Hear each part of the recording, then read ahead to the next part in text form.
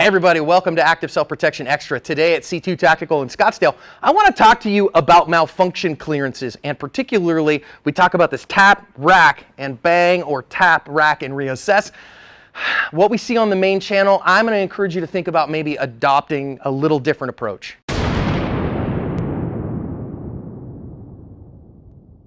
So this is what I have seen taught in countless handgun classes, and you guys know, man, I love taking gun school, and I love going to gun school, and this is what we see all the time. So right now, the way I've set this up is I have a full magazine, but I have an empty chamber, and that's just simulating that I have a malfunction here, right? So I'm simulating I've got a malfunction, click, oh no, I've got a click when I wanted a bang, and so I don't think about it. So again, my standard response that gets taught in gun schools all over the country is tap the magazine real hard, run the slide real hard, reacquire, drive out, and get your hit.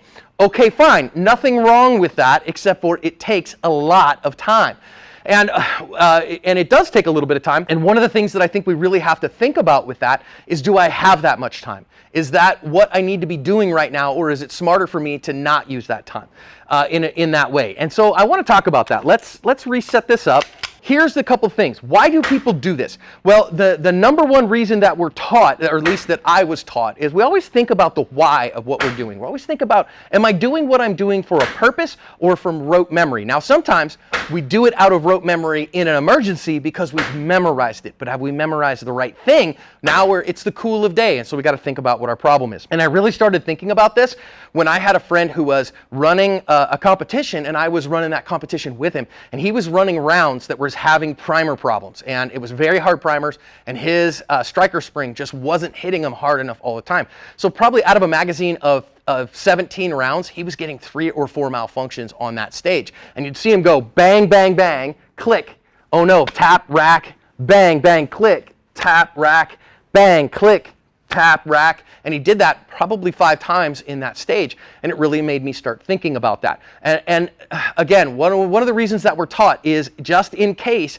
you have a magazine that's not quite all the way inserted, right? So if I have a mag that's not inserted all the way in the gun, then what happens is that I bang that in there and it bangs the magazine home.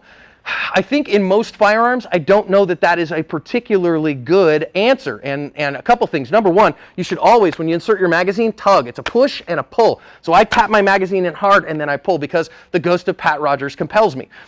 Because I don't want anybody to say that they're a bad instructor and they have taught me poorly, because then I get a magazine on the deck. And that's what we tend to see, right? So here we go. We've got all that. Now, I don't have a round in the chamber right now, but what I think we tend to see is that if I have that and it's here, what I kind of tend to see is, oh, okay, cool, it's sitting like this. But again, if I push this here, now again, aha, now my magazine has come just a little ways out. And of course, it's not going to load another one. So now that's why I go, oh no, tap that magazine in, get a work in there, and get after another shot.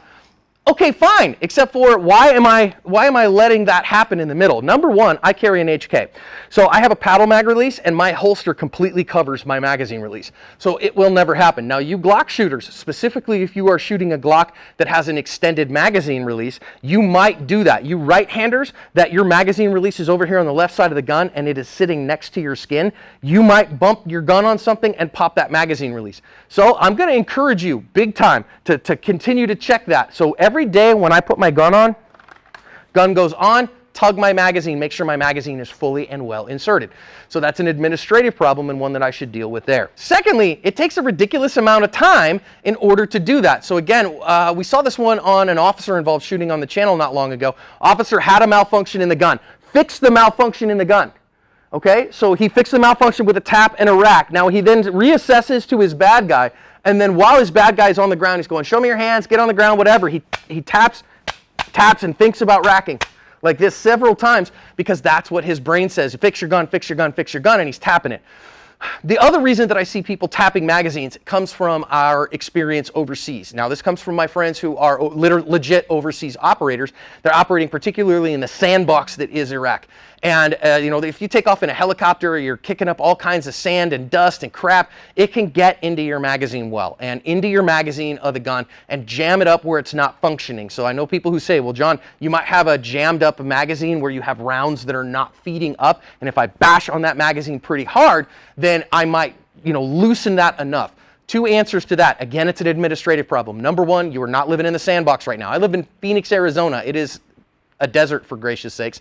The answer is a quality factory magazine running quality factory ammunition and a clean, good magazine. These are administrative problems, so we don't have to worry about that. The other part of that is I really do feel like the vigor of running the slide is probably enough to handle that problem. So again, right now I actually have one in there, but if I have, it's pushed and it's pulled, and I get a click.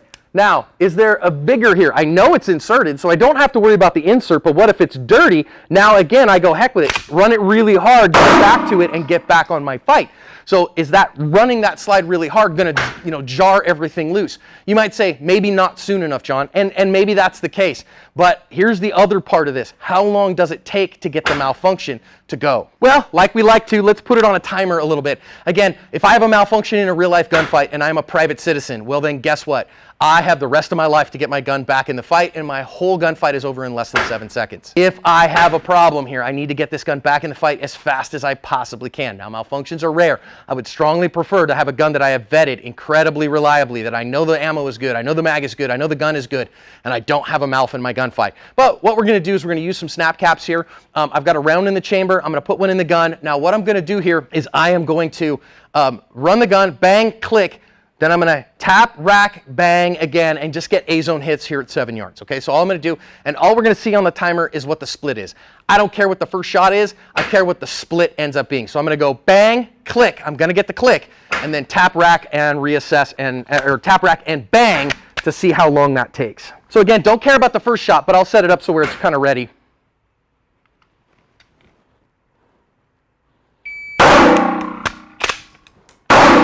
Okay, got a good hit there.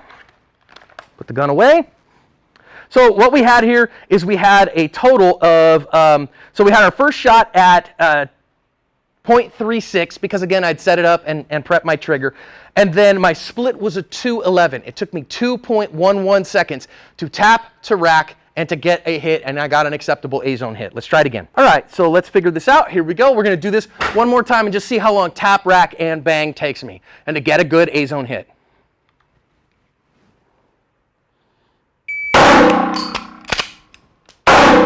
Okay, got a good hit on my second one there. Safety holster.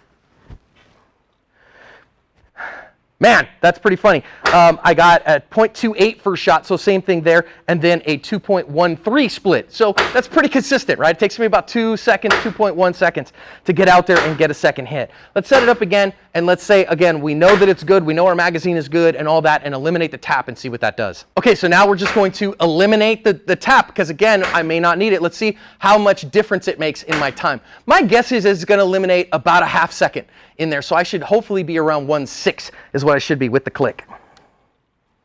Okay, we review that, we're good. All right.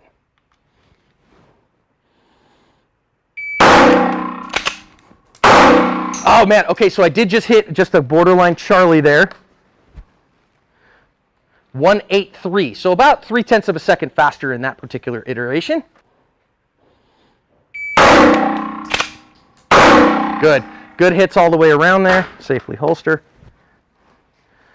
And that one was a 1.74. So we are looking right now somewhere on that order of 0.3 to 0.4 seconds. Now, gosh, is that a big enough deal to make a difference in there? I know some people are going to be like, no, John, it's safer to tap that magazine just in case I had that problem show up. And I don't think you're wrong.